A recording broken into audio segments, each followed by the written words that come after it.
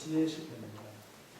이 시편은 독특하게도 시인 개인의 경험을 가지고 간증을 하는 형식으로 저와 여러분께 도움을 주고 있습니다. 시인은 1절에서 15절에서 의인은 고난을 당하는데, 의인인 자신은 고난을 당하는데 악인은 너무 형통한 것 때문에 시험에 들었다, 이렇게 이야기합니다. 그리고 오늘 우리가 읽었던 이 16절, 17절에서 그런데 너무 그게 고민이 되었는데 성소에 들어갔을 때 비로소 악인의 종말에 대해서 깨달았다, 그렇게 이야기하고요. 그리고 18절부터 28절까지 해서 그 믿음이 다시 회복되는 그런 것을 다루고 있습니다. 그러니까 믿음의 시험, 성소에서의 깨달음, 그리고 믿음의 회복, 이런 순서대로 이 시편 73편이 구성되어 있습니다. 순서대로 살펴보면서 우리 신앙생활에 적용하도록 하겠습니다. 사랑하는 여러분, 여러분들의 믿음이 흔들릴 때는 언제입니까? 하나님 말씀대로 사는 의인은 온갖 고난을 당하는데 악인들은 이 땅에서 번영하는 것을 볼 때입니다.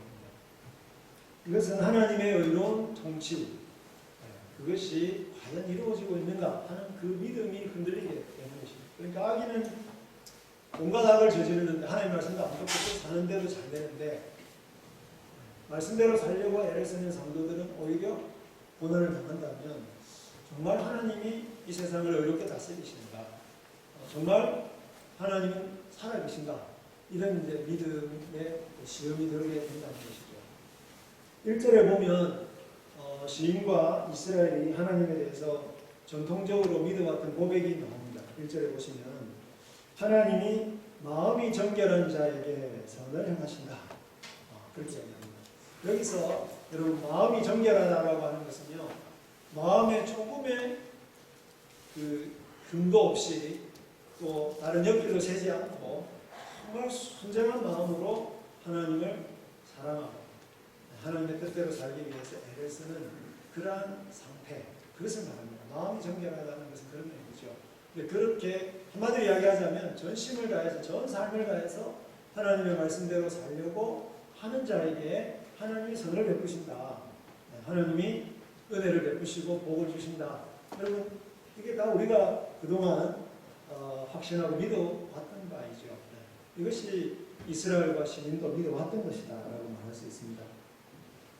한마디로 이야기하자면 하나님이 의롭게 이 세상을 통치하신다, 그런 것에 대한 믿음의 고백입니다.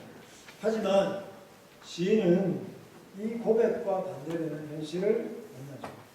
2절에서 보시면 시인은 거의 넘어질 뻔했다, 그렇게 얘기합니다. 자기가 거의 넘어질 뻔했다, 걸음이 미끄러질 뻔했다, 그랬습니다. 무슨 말이겠습니까?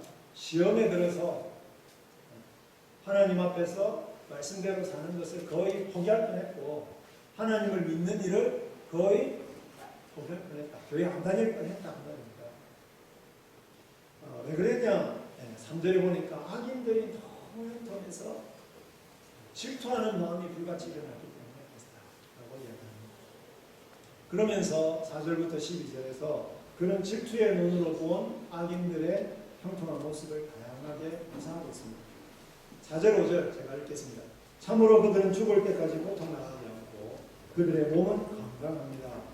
사람들이 당하는 고난이 그들에게는 없고 다른 사람들처럼 재앙을 당하지도 않습니다. 여러분, 사기치고 거짓말하고 아부하고 협박하고 부동산 투기하고 폭행하고 상처 주는 말들을 마음껏 내뱉는데 하는 일마다 잘 됩니다. 다른 사람들은 그래도 병이라도 걸리는데 병도 하나 없고 고통도 없고 자기만 잘 되는 게 아니라 자식들도 잘 돼요. 집만 3년 집값이 오르고요. 101살 잔치, 생일잔치하고 그날 밤에 자는 듯이 죽고, 이런 일들이 일어난다는 것입니다. 6절, 7절에도 계속 쓰여집니다. 그러므로 교만이 그들의 목걸이고 폭력이 그들의 옷입니다. 살찜으로 그들의 눈이 솟아나며 그들의 마음은 악한 생각들로 가득합니다. 악을 저질러도 여러분 마음대로 악하게 살았는데도 하는 일마다 잘 되니까 교만이 하늘을 찌르는 거죠. 그래서 자기 눈앞에 보이는 사람이 없습니다. 그래서 교만하고 그리고 온갖 마음 놓고 폭력을 휘두르고 악행을 당한다는 것입니다. 여기 보니까 살찜으로 그들이 눈이 솟아나는 이렇게 있는데 살이 쪄서 이 살이 눈을 가릴 정도가 되었다. 그때는 살찌는 게 복이었지 않습니까? 네, 그렇게 하는 것입니다. 거만한 모습을 이렇게 묘사하고 있는 것이죠. 8절 9절 그들은 조롱하고 악하게 말하며 거만하게 토벌을 해댑니다. 그들은 자신들의 입을 하늘에 대항하고 그들의 혀는 땅에 뿌리다.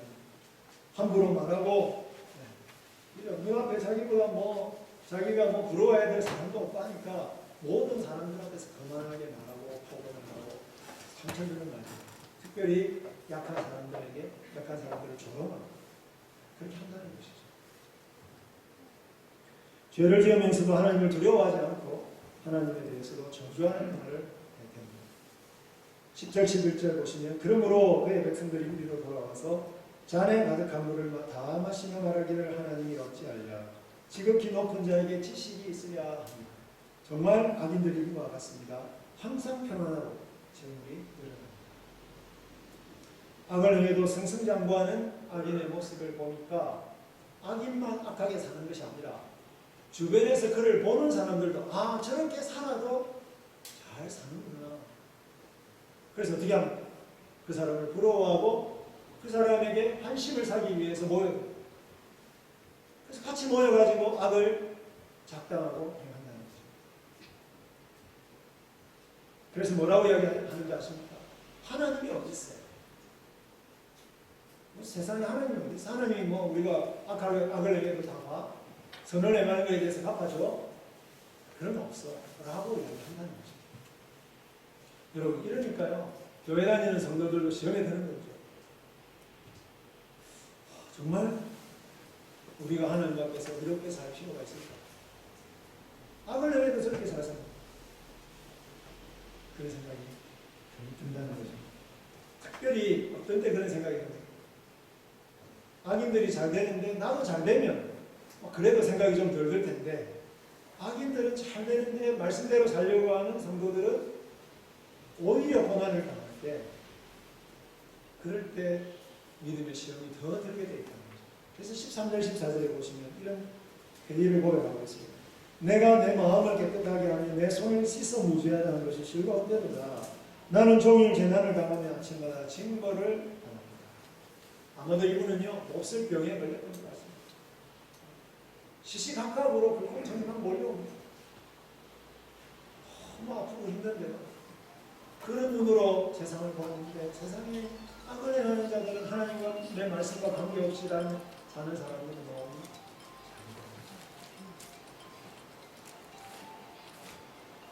그래서 믿음의 시험이 내가 과연 이렇게 말씀대로 사는 게 무슨 의미가 있을까 이런 생각이 들더라고요. 악인들이 하나님도 부인하고 자기 마음대로 악을 행하는데도 잘 된다면 세상 사람들은 뭐라고 이야기할까요? 야, 하나님 말씀대로 살아서 잘 된다고? 웃기는 소리야. 웃기는 소리 하지 마. 저 사람 봐. 저렇게 살아도 다 잘 살고 잘 먹고 잘 살아. 하나님이신 방 그런 거 없어요. 사람들은 어떤 방식으로 살게 될까요? 만약에 하나님 그대로 내버려 두신다면 악한 사람들의 삶의 방식이 더 옳다고 생각하지 않겠습니다. 심지어 교회에 와서 우리는 이런 말을 하고 싶은 거죠. 성도들에게 세상을 보세요. 목사님이 설교하는 거 그거 이론입니다. 이론. 세상에서는 악인들이 훨씬 더 잘 됩니다. 말씀대로 사는 게 무슨 의미가 있습니까? 다른 성도들에게 그렇게 말하고 싶은 유혹이 든다는 거죠. 15절에 보면은 이분도요, 이 시편을 지었던 이분도 하마터면 그렇게 말할 겁니다. 하마터면 그렇게 말할 뻔 했는데 안 해서 정말 다행이다 그 말이에요. 여러분 안 하는 게 맞는 겁니다. 그렇게 말하고 싶을 때 참으셔야 된다 그 말이에요. 나만 시험에 든 게 아니라 다른 사람도 시험에 들게 할 뻔 했는데 정말 잘했다. 말 안 하기를 정말 잘했다. 그렇게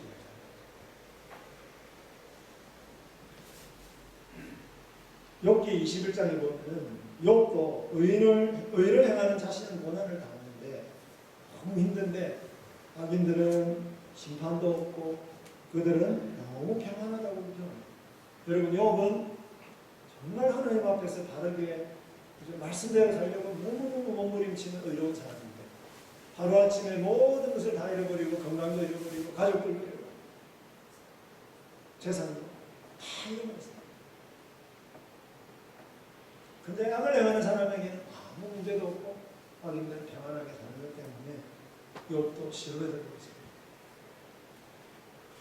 의로우신 예수님은 거짓된 고발 때문에 십자가에 달려서 억울하게 돌아가셨습니다. 여러분 이 세상에서 가장 완벽한 의인이신 예수님이 가장 비참한 모습으로 십자가에서 돌아가셨는데요. 중요한 것은요. 그 순간에 하나님은 아무런 행동을 하지 않았습니다. 하나님은 침묵하셨답니다. 이보다 더 큰 부족이 어디 있겠습니까? 그래서 제자들은 낙심했고 그러한 불의한 현실 앞에서 도망치고 말았습니다. 사랑하는 성도 여러분, 이처럼 악인이 잘되고 의인이 고난당하는 문제는 우리의 믿음을 흔들어댑니다. 정말 하나님이 의로우신지 정말 하나님이 살아계신지에 대한 회의를 느끼게 합니다. 혹시 주변에 그런 사람 떠오르는 사람 있습니까? 아주 그 사람 있습니까? 부러워하죠. 이럴 때 우리는 어떻게 해야 됩니까? 이런 믿음의 시험이 될 때 우리는 어떻게 해야 됩니까? 시인은 어떻게 하고 있습니까? 오늘 우리가 읽었던 그 말씀, 그게 보면 성도들의 믿음이 흔들릴 때 우리가 믿음을 지키는 길은 성소에 들어가는 것이다. 그렇게 이야기하고 있습니다. 하나님께 여쭤보는 것이다. 그렇게 말씀하고 있습니다. 오늘 읽었던 16절, 17절이 그래서 알려줍니다. 다시 한번 읽어볼까요? 내가 어쩌면 이를 알까 하여 생각한즉 그것이 내게 심한 고통이 되었더니 하나님의 성소에 들어갈 때에야 그들의 종말을 내가 깨달았나이다. 악인들이 잘 되는데 의인이 고난당하는 그런 부조리한 상황이 너무나도 이해가 안 돼서 너무나도 고민이 되고 고통스러워서 힘들었다는 거죠. 너무 고통스러웠다는 거죠. 인간이 가지고 있는 지혜의 한계에 다다랐다는 거죠. 여러분 우리가 이 세상에서 정말 이해가 되지 않는 게 있지 않습니까? 정말 하나님이 하시는 일이 너무나도 이해가 안 되는 것이 너무 고통스러울 때가 있습니다. 그래서 어디로 갔습니까? 시인은 하나님이 자신을 만나도록 허락하신 성소로 들어갔다고 말합니다. 그리고 거기서 하나님을 만났고 악인들의 종말에 대해서 깨달았다. 그렇게 말씀하고 있습니다. 사랑하는 성도 여러분, 성소에 임하신 하나님만이 인간이 이해할 수 없는 것도 깨닫게 하십니다. 우리가 도저히 이해할 수 없는 것 있죠. 그때에 성소에 가서 하나님을 만나면 하나님이 그것을 깨닫게 해주신다. 그렇게 말씀하는 것입니다. 이스라엘이 하나님을 만나는 곳, 그곳이 바로 예루살렘 성전이었습니다. 이해할 수 없는 고난이 닥쳐올 때에 하나님의 통치에 대한 의문이 꼬리를 물고 일어날 때 이스라엘 백성들은 어디로 달려갔겠습니까? 하나님의 성소로 달려갔습니다. 성소는 하늘과 땅이 만나는 곳입니다. 성소는 땅의 죄인이 하늘 왕을 만나는 장소였습니다. 하나님은 때로 의인이 고난당하는 것을 허락하십니다. 그렇죠. 저와 여러분도 아마 크고 작은 고난들이 있을 것입니다. 의인이 고난당하는 것 때로는 하나님 허락하십니다. 때로는 악인이 잘 되는 것도 하나님 그냥 허락하십니다. 그러나 우리가 그 이유를 다 이해할 수는 없습니다. 그래서 하나님은 이유를 가르쳐 주시기보다는 어떻게 하십니까? 우리가 하나님을 만날 수 있도록 하셨습니다. 우리가 언제든지 하나님께 기도할 수 있도록 성소를 허락해 주셨다라고 하는 것입니다. 그죠? 하늘에 계신 하나님을 우리가 하늘까지 올라가지 않고도 만날 수 있도록 성소를 우리에게 허락해 주셨다는 거죠. 그래서 그 하나님을 만나서, 거기서 하나님을 만나서 그런 고난의 상황을 견딜 수 있는 힘을 얻도록 하셨다. 이해가 되지 않는 문제들을 하나님 앞에 질문하고 탄식하고 쏟아나올 수 있도록 하나님 은혜를 우리에게 베풀어 주셨다는 것이죠. 성소는 태초부터 하나님이 우리와 소통하도록 마련해 주신 모든 장소와 시간을 말합니다.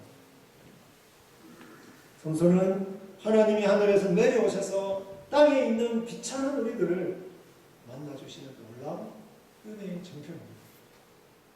앞에서 욥이요, 의인은 고난 나가는데 아님들이 너무 평안하게 사는 것 때문에 시험에 들었다고 이야기했습니다. 그것 때문에 막 불평을 했습니다. 그런데 욥기 38장에서 41장에 보시면 놀랍게도 하늘에 계신 하나님이 욥을 만나기 위해서 내려온 것입니다. 하나님은 하늘에서 내려오셔서 욥을 만나시고 하나님 욥하고 긴 대화를 하십니다. 여러분 38장, 욥기 38장부터 40을 읽어보십시오. 하나님 욥에게 긴 대화를 하십니다. 욥이 하나님을 만나서 하나님 말씀을 들을 때에 불의한 현실에 대한 모든 회의가 갑자기 깨끗하게 사라지는 그런 느낌을 갖게 됩니다. 욥이 이렇게 말합니다. 내가 죽게 대하여 귀로 듣기만 하였사오나 이제는 눈으로 주를 뵙습니다. 하나님을 뵙고 나니까, 하나님을 뵙고 소통을 하고 나니까 하나님 앞에 제가 탄식하고 고통을 쏟아놓고 나니까 세상이 하나님을 만나기 전과는 완전히 다르게 보이더라는 거죠. 왜 하나님이 자기에게 이렇게 엄청난 고통을 주시는지 이해가 안 되는데도 불구하고 그 놀라운 능력을 가지고 계시는, 자기를 만나주시는 그 하나님을 만나고 나니까 이제 그 이유를 몰라도 이 고난의 삶을 살아낼 수 있겠다라고 하는 그런 확신이 들더라는 거죠. 고난에 대한 관점이 달라지게 되었다는 거죠. 여러분, 이것이 바로 성소입니다. 이런 경험을 하는 곳이 성소입니다. 시편은 성소에서 하나님께 고통을 호소하고 하나님의 응답을 받고 하나님께 찬양을 올려드리는 구약 성도들의 고백입니다. 시편은 모든 고백이 다 이 성소에서 하나님을 만난 그 고백을 이야기하고 있습니다. 우리 시편은 우리가 하나님께 모든 것을 마음껏 부르짖을 수 있다. 모든 것을 질문할 수 있다.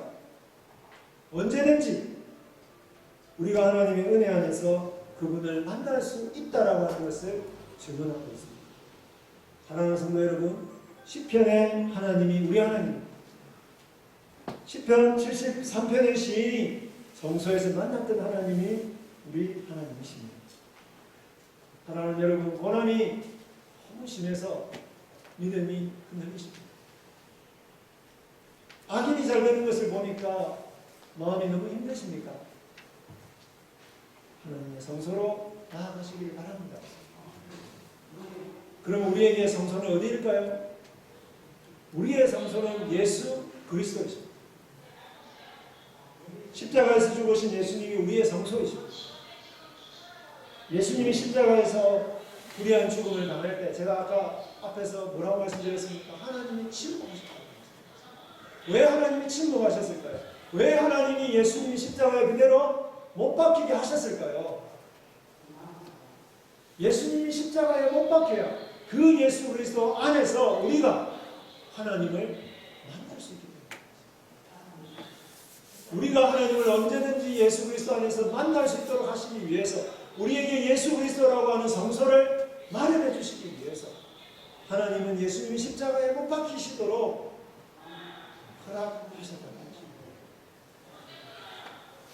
우리의 공로가 아니라 예수 그리스도의 공로로, 예수님의 이름으로 우리가 하나님 앞에 언제든지 기도할 수 있도록 하시기 위해서 예수님 십자가에 박히신 것입니다. 우리의 성소는 성령님이십니다. 성령님이 우리와 늘 함께 함께 하시면서 우리의 탄식과 우리의 질문과 우리의 고통을 들어주십니다. 그리고 그것을 아버지 하나님께 다 전달해 주십니다. 우리를 위해서 우리가 탄식할 수 없을 때 성령님이 우리 대신 탄식하고 계십니다. 성령님께 질문하십시오. 성령님께 고통을 쏟아놓으시길 바랍니다. 또 우리가 하나님을 만나는 성소는 하나님의 말씀입니다. 우리가 기도하며 성경을 펼칠 때 우리는 이 하나님의 말씀 속에서 하나님의 음성을 듣습니다. 여러분, 악인들이 어떻게 될까 너무 궁금하시지 않습니까?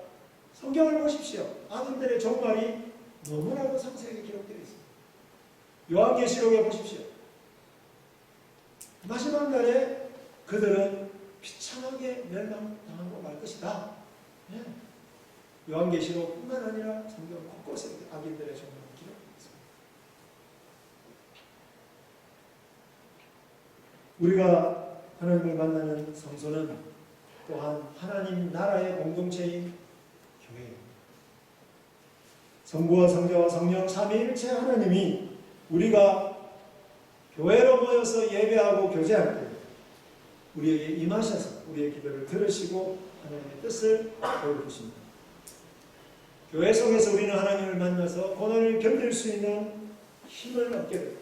하나님 나라와 의를 구할 수 있는 힘을 얻습니다. 이처럼 다양한 성소를 우리에게 허락하셔서 하나님을 만나게 하신 우리 아버지 하나님을 찬양합니다.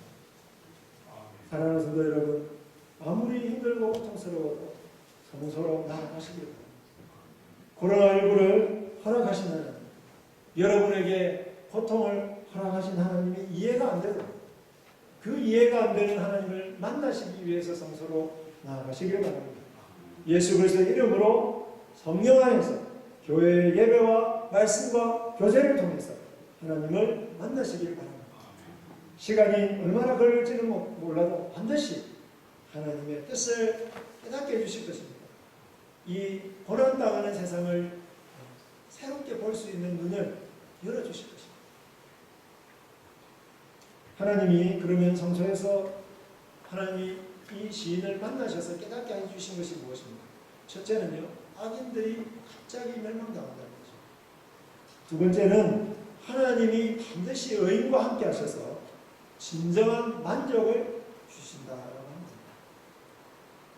그래서 악인들이 잘 되는 것을 부러워할 필요가 없다 하는 것을 깨닫다는 것이죠. 17절에 보시면 그들의 종말을 내가 깨달았나이다 이렇게 보거든요. 여기서 그들은 앞에서 시인이 그토록 부러워했던 악한 사람들을 가리킵니다. 그들의 종말을 성소에 들어가서 깨달았다는 것이죠. 18절에서 20절에 보면 하나님이 악인들을 얼마나 비참하게 심판하시는가, 멸하시는가 하는 것을 고백하고 있습니다.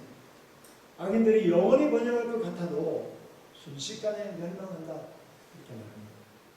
여러분, 정말 너무너무 좋은 꿈을 꿨는데요. 예를 들어서 그렇죠? 수억의 복권에 당첨이 됐는데요. 그런 꿈을 꿨는데 자고 일어나면 어떻습니까? 꿈이잖아요.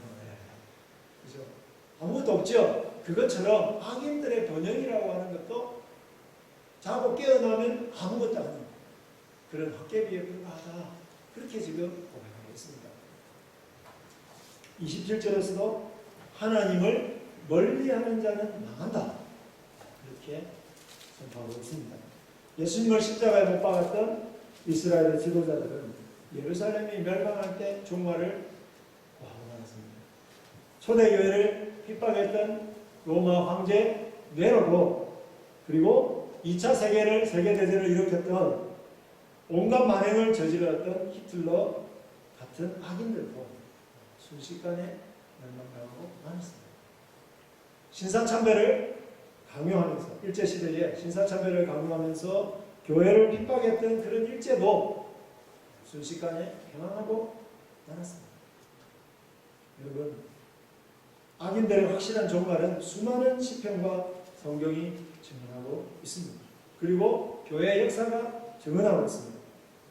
아까도 말씀드렸듯이 요한계시록은 악한 세력, 사탄의 권세의 분명한 확실한 철저한 멸망을 예언하고 있습니다. 성경을 읽으면, 교회사를 읽으면, 역사를 돌아보면 하나님이 그렇게 잘 나가는 것 같은 딸기들을 어떻게 멸하고 계시는지를 알 수가 있습니다. 여러분 조금만 기다리십시오. 10년, 30년, 아니 한 100년만 참으면 그들의 종말이 어떻게 되는지 우리가 알 수가 있습니다. 그럼 의인들은 어떻게 됩니까?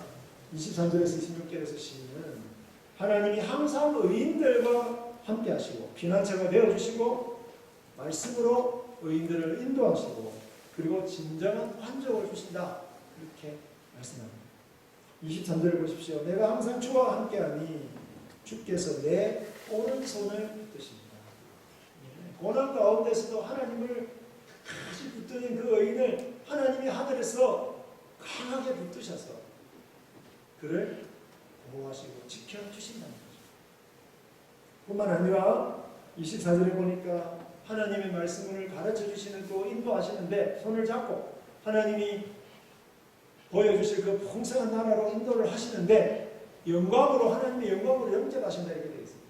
여러분 의인이 고난 가운데서도 그 고난을 견딜 수 있는 힘이 어디서 나올까요?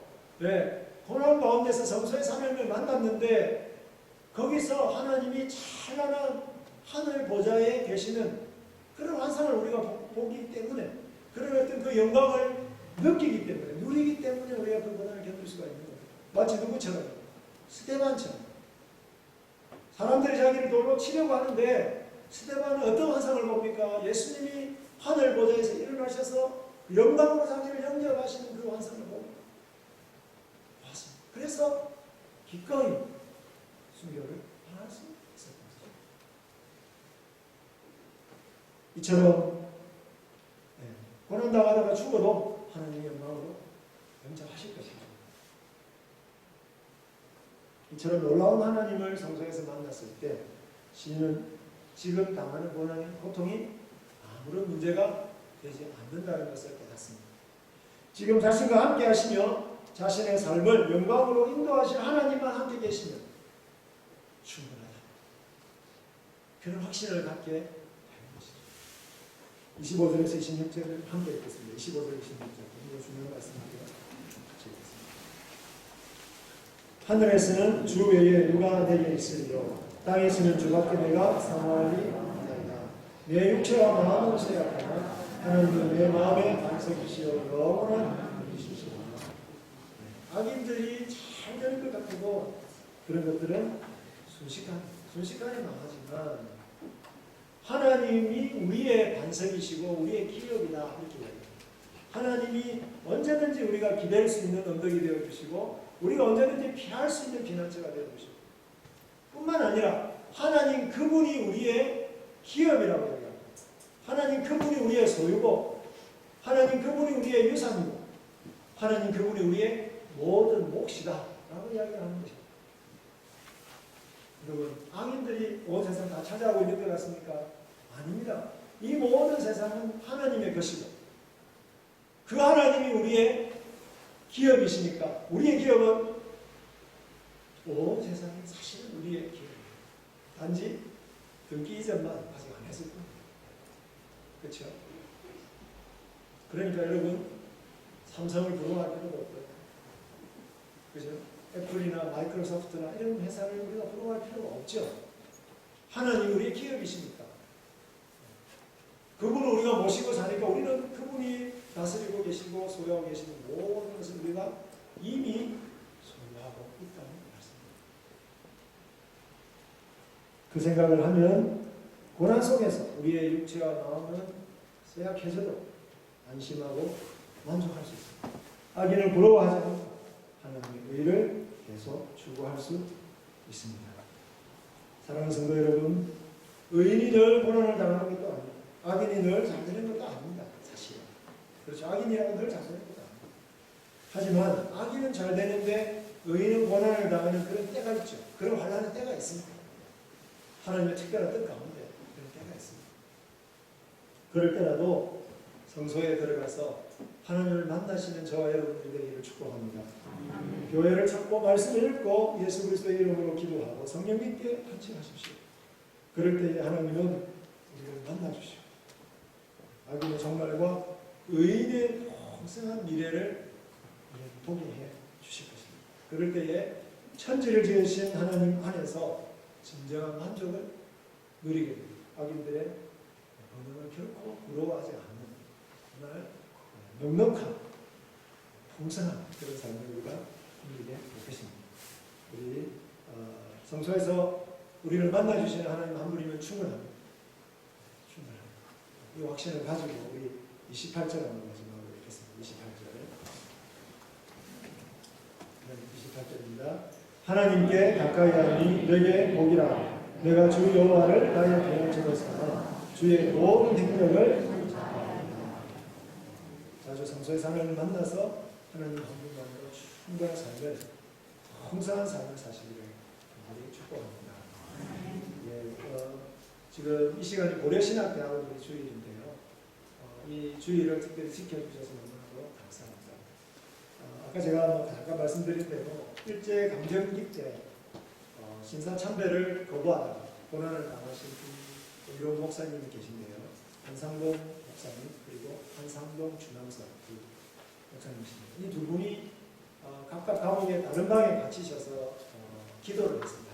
기도를 하나님 만나고 기도를 했는데 신학교를 하나님 말씀을 이 고국에 이렇게 전하는 그런 목회자들을 양성하는 신학교를 세우게 해주십시오. 각각 기도를 했는데 하나님이 그 두 분의 기도를 응답해 주셔서 고려신학교를 세워 주셨습니다. 성소에 들어간 의로운 목사님들의 기도를 하나님이 응답해 주신 것이죠. 그래서 고려신학대학원이 이 두 분의 기도로 세워졌기 때문에 이 두 분처럼 정말 성소에 해마다 들어가서 하나님을 만나는 그런 목회자들을 양성하셨으면 좋겠고요. 그리고 거기서 만난 그 하나님, 그리고 거기서 들은 하나님의 말씀, 그것을 신실하게 교회에 정해서 교회를 세우고 또 세상을 살리는 그런 신실한 목회자들을 잘 양성하는 기반이 될 수 있도록 저희 신학교를 위해서 기도해 주시기 바랍니다. 특별히 기도해 주실 때에 지금 교회마다 우리가 젊은이들이 사라져가고 있고요. 또 특별히 그 중에서 젊은 정말 목회자가 되겠다고 신학교의 문을 두드리는 사람들이 급격하게 줄어들고 있습니다. 이런 시대에 하나님께서 정말 말씀만이 소망입니다라고 정말 목숨을 걸고 신학교에 들어와서 하나님 말씀의 종으로 소리를 받은 그런 사람들을 많이 우리 학교에 보내주시고 특별히 주변에서 신실한 자들을 좀 이렇게 보이시면 권면하셔서 신학교에 올 수 있도록 그렇게 권면해 주시면 감사합니다. 그것을 위해서 기도해 주시면